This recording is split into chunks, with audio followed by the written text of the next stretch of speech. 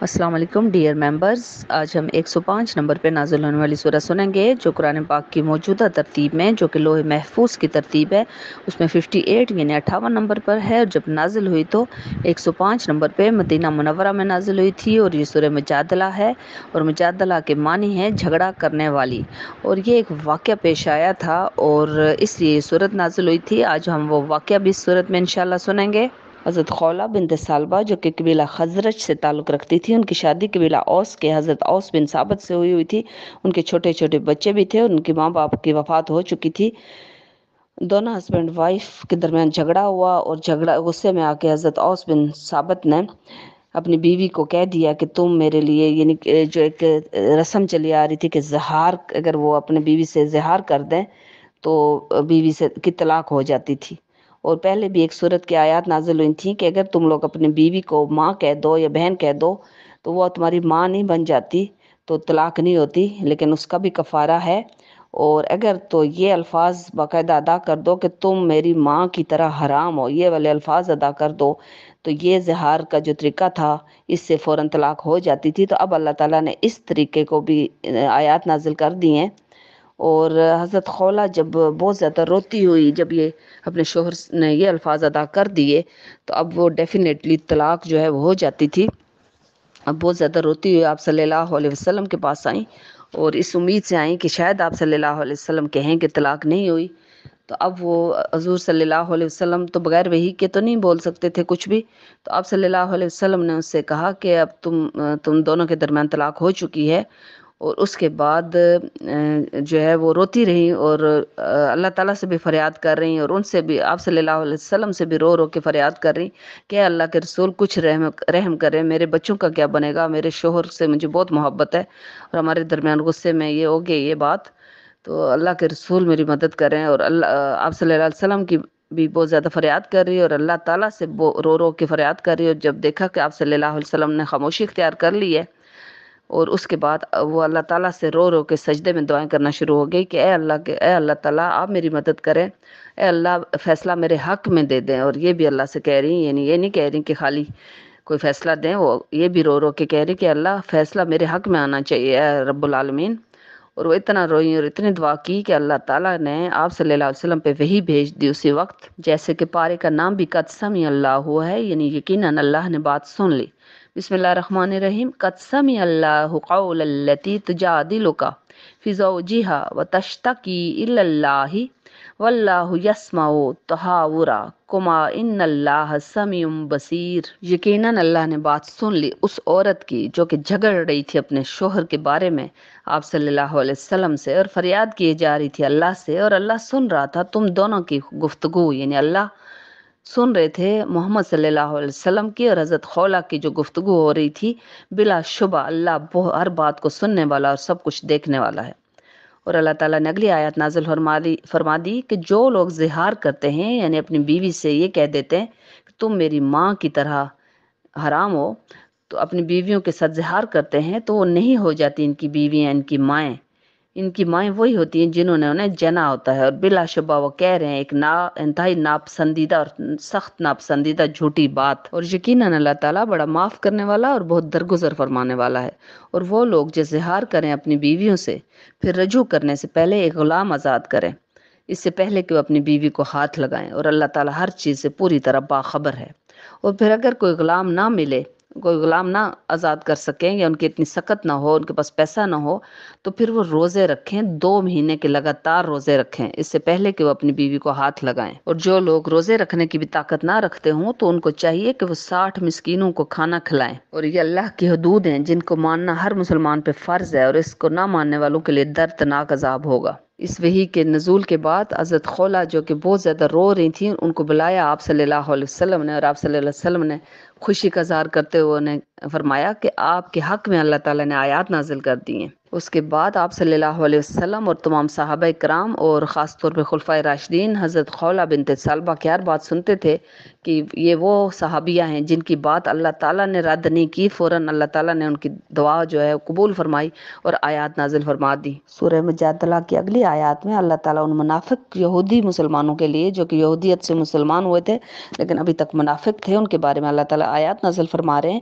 کہ جب ان کو سرگوشیاں کرنے سے منع فرمایا گیا تھا کہ محفل میں بیٹھ کے مسجد نبوی میں ٹولیاں بنا بنا کے بیٹھ کے کانوں میں خسر پسر نہ کریں، کیونکہ کانوں میں جو باتیں وہ کرتے تھے وہ آپ صلی اللہ علیہ وسلم اور اسلام اور دین اور قرآن کے اور اللہ کے خلاف ہوتی تھی۔ اللہ تعالیٰ فرما رہے ہیں کہ جب تم لوگ سرگوشیاں کرتے ہو 3 آدمی تو چوتھا تمہیں اللہ ہوتا ہے، جب تم لوگ 4 کرتے ہو سرگوشیاں تو 5واں تمہیں اللہ ہوتا ہے جو اللہ کو ہر بات سنائی دیتی ہے، اور اگر 5 ہوتے ہو چھٹا ان میں اللہ ہوتا ہے۔ تو اللہ تعالیٰ نے جب تم لوگوں کو منع فرمایا تھا کہ سرگوشیاں نہیں کرنی، مطلب کانوں میں باتیں نہیں کرنی، خسر پسر نہیں کرنی، مسجد میں بیٹھ کے عبادت کے لیے مسجد بنی ہوئی ہے، پھر بھی تم لوگ وہی سرگوشیاں کرتے رہے اور دہراتے رہے اس بات سے، جبکہ منع بھی کیا گیا تھا اور گناہ اور زیادتی کے کاموں کی، رسول کی نافرمانی کے لیے۔ اور جب وہ لوگ ایسے منافق جب مسجد میں آتے ہیں تو آپ صلی اللہ علیہ وسلم کو جب سلام کرتے ہیں تو سلام بھی ایسا نہیں کرتے، سلام کو بھی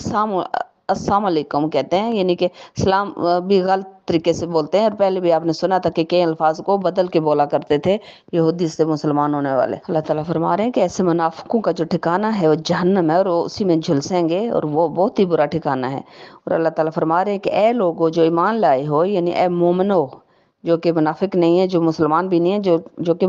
ایمان کے اعلیٰ ترین درجے پہ ہیں، اللہ تعالیٰ ان سے مخاطب ہیں کہ تم لوگ چھپ کے کبھی بھی ان منافقوں یا نام کے جو مسلمان ہیں ان کے ساتھ بیٹھ کے مشورے نہ کرنا، اور گناہ اور زیادتی کے کاموں اور رسول اللہ کی نافرمانی کے لیے جو مشورے کرتے ہیں تو تم لوگ اس سرگوشیوں میں شامل نہ ہونا، اور اگر مشورے کرو گے تو صرف اور صرف تقوی اور نیکی کی باتوں کے لیے، اور ڈرو اللہ سے جس کے حضور تم حشر میں پیش کیے جاؤ گے۔ اور اللہ تعالیٰ فرما رہے ہیں حقیقت یہ ہے کہ چھپ کے مشورے کرنا شیطانی کام ہے، اور یہ اس لیے کیے جاتے ہیں کہ تاکہ اہل ایمان جو ہیں وہ رنجیدہ ہوں اور ان کو تکلیف پہنچے،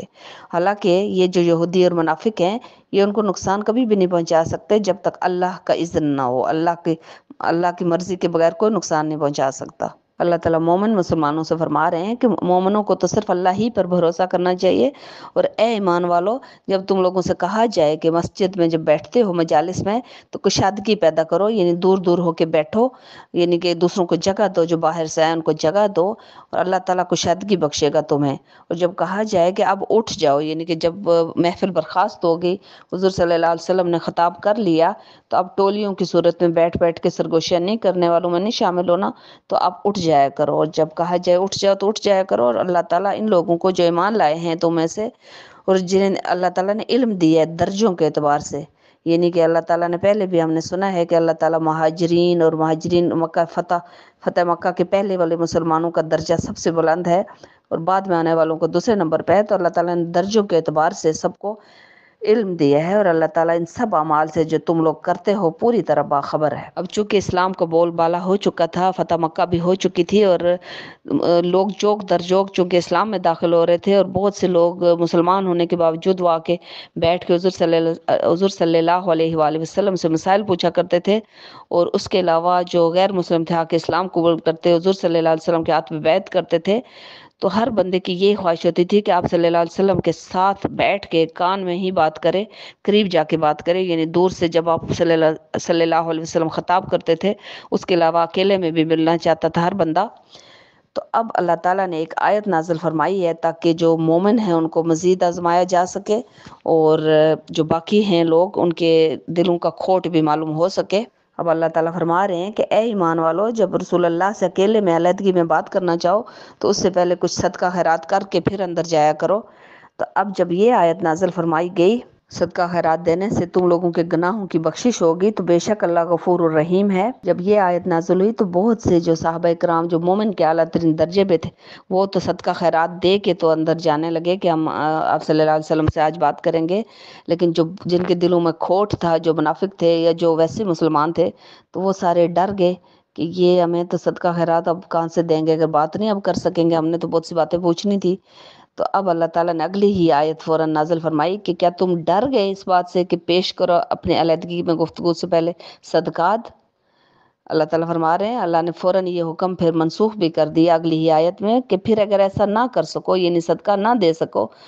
تو اللہ تعالیٰ نے معاف بھی کر دیا تمہیں اللہ نے، اور قائم کرو نماز اور زکوٰۃ دیا کرو۔ اللہ تعالیٰ تمہیں اس جو حکم دیا تھا اللہ تعالیٰ نے واپس لے لیا، اور اللہ تعالیٰ فرما رہے ہیں کہ اللہ کی فرمان برداری کرو اور اللہ کے رسول کی فرمان برداری کرو، اور اللہ پوری طرح باخبر ہے اس سے جو تم کرتے ہو۔ اب اللہ تعالیٰ اگلی آیات میں فرما رہے ہیں کہ تم میں سے کچھ ایسے لوگ بھی ہیں جو ان لوگوں کو دوست بنا رہے ہیں، یعنی کفار میں سے بھی، یہودیوں میں سے بھی، جن سے اللہ ناراض ہے، اور ایسے منافقوں سے اور ایسے کفار سے کفر والے رکھتے ہیں جو اندر سے منافق ہے، تو اللہ ان سے ناراض ہے۔ اور پھر اس کے باوجود بھی کئی ایسے مسلمان بھی ہیں جو ان سے دوستی رکھتے ہیں اور قسمیں کھاتے ہیں، جھوٹ پہ جھوٹ بوجھتے ہو وہ لوگ، تو ان سے کنارہ کشی اختیار کرو، کیونکہ ان کے لیے تو سخت عذاب تیار ہے، یقیناً وہ بہت ہی برے ہیں وہ کام جو یہ کرتے ہیں۔ اب اللہ تعالیٰ اپنے پیارے حبیب حضرت محمد صلی اللہ علیہ وسلم سے فرما رہے ہیں کہ اے محمد، آپ ان لوگوں کو جو ایمان لائے ہیں، جن کے دل کے اندر ایمان ہے اور اللہ پر اور روز آخرت پر وہ ایمان رکھتے ہیں،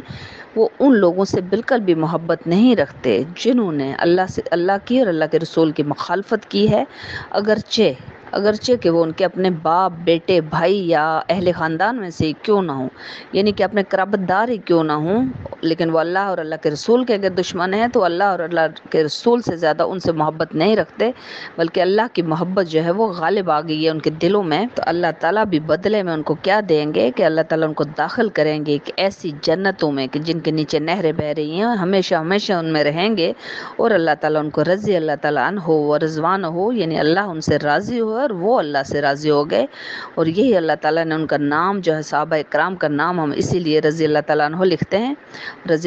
صحابیات کے لیے رضی اللہ تعالیٰ عنہا لکھتے ہیں، اسی وجہ سے کہ یہ اللہ کے پسندیدہ لوگ تھے، اور یہی وہ اللہ کی جماعت، یہ اللہ نے اپنی جماعت قرار دے دیا ان کو۔ جان رکھو بلا شبہ اللہ کی جماعت ہی فلاح پانے والی ہے، باقی فرعون جتنے بھی مل جائیں تو کوئی بھی بندہ فلاح نہیں پا سکتا سوائے اللہ کی جماعت کے، جو اللہ سے محبت رکھنے والے ہیں اور اللہ ان سے محبت رکھنے والا ہے۔ اور ابھی آپ یہ سورہ سن لیجئے۔ جزاک اللہ۔